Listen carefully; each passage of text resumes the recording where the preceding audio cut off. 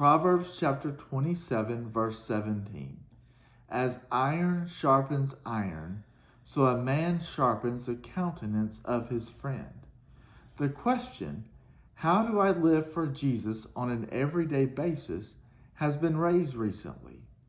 For those of us who have grown up in the church, we're living a godly life, living an obedient life, and a life that exemplifies Christ in our homes from a very young age.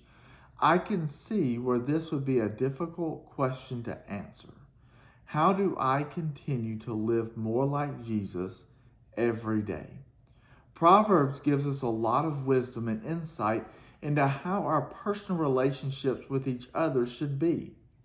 So many times we surround ourselves with friends and acquaintances that have the same interests as we do, that like the same sports teams or like to be involved in the same activities as we do.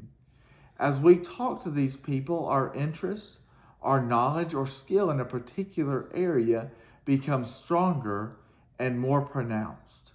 The same can be said about our walk with God.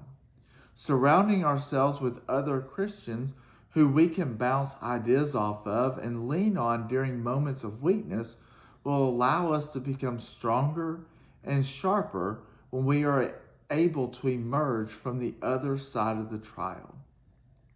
When Moses was given the instructions to go before Pharaoh and insist that the Israelites be let out of slavery, he came up with every excuse as to why he would not be able to do this.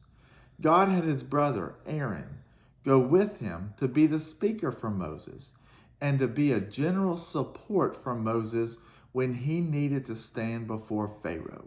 We read this in Exodus chapter 7.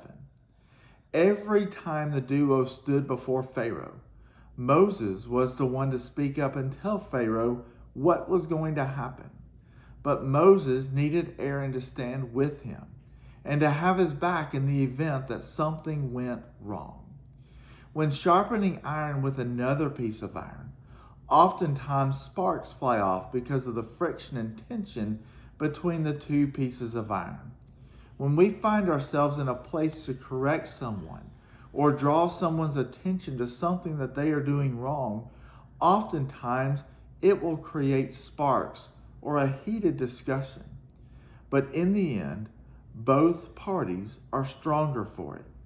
My challenge to each of us is to find someone who will hold us accountable for our actions and help us to stand strong in the face of temptation.